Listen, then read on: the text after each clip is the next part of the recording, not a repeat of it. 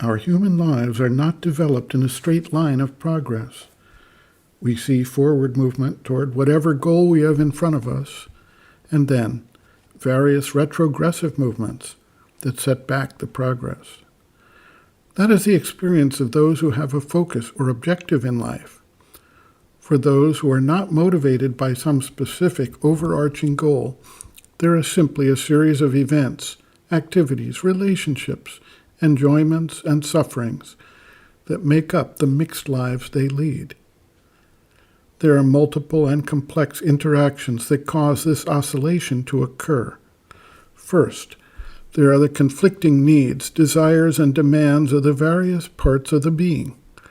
These are modified by the stage of life development, along with the training, education, traumas, and societal expectations to which the individual has been exposed.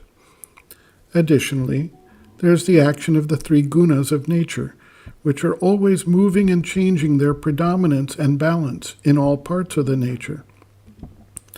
The combination of the different intentions of the various parts of the being and the developmental stage of the individual with the varying response due to the alternation of the gunas leads to a complex, sometimes seemingly inexplicable difference in reaction.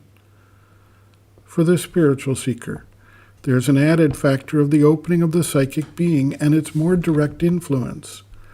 This influence, however, has to work through the various parts of the being, the development of the instruments, and the pressures working on the external nature and the life activities. We thus see that there are movements and moments when the spiritual aspiration is in front and the being is lit up with a spiritual glow. When friends or family enter that space, or when work or financial circumstances create added pressures, or when some past tendency arises based on a new situation triggering its action, the aspiration, the consecration, the feeling of oneness or bliss can easily recede into the background as the external nature takes over for a time.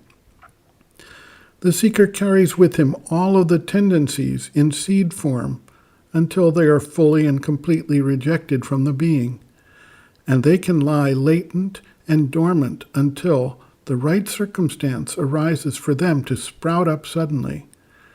The changing predominance of the gunas often provides such an opportunity, as he responds differently when sattva is in the ascendant, with its more calm and insightful demeanor, than when rajas, with its desires, passions, and more aggressive pattern dominates, or when tamas, with its darkness, fear and weakness, dullness and torpor, takes its dominant position for a time. The mother advises that by placing the psychic being at the core and referring each movement to it, the seeker, as a witness of the nature, can immediately see what forces are in control at the moment, and thereby choose to support those that advance the spiritual growth and reject those that oppose or weaken that development. The mother observes, quote, "You can be a different person at different moments in your life. I know people who took decisions, had a strong will, know what they wanted, and prepared to do it. Then there was a little reversal in the being. Another part came up and spoiled all the work in 10 minutes. What had been accomplished in 2 months was all undone. When the first part comes back, it is in disarray. It says, 'What?' Then the whole work has to be started again slowly. Hence, it is evident that it is very important to become aware of the psychic being. One must have a kind of signpost or a mirror in which all things are reflected and show themselves as they truly are. And then, according to what they are, one puts them in one place or another. One begins to explore, to organize. That takes time. The part comes back 3 or 4 times, and every part that comes up says, 'Put me in the first place. What the others do is not important, not at all important. It is I who will decide, for I am the most important.'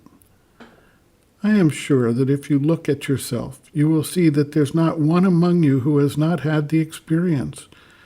You want to become conscious, to have goodwill. You have understood. Your aspiration is shining. All is brilliant, illuminated. But all of a sudden something happens. A useless conversation, some unfortunate reading, and that upsets everything. Then one thinks that it was an illusion one lived in, that all things were seen from a certain angle.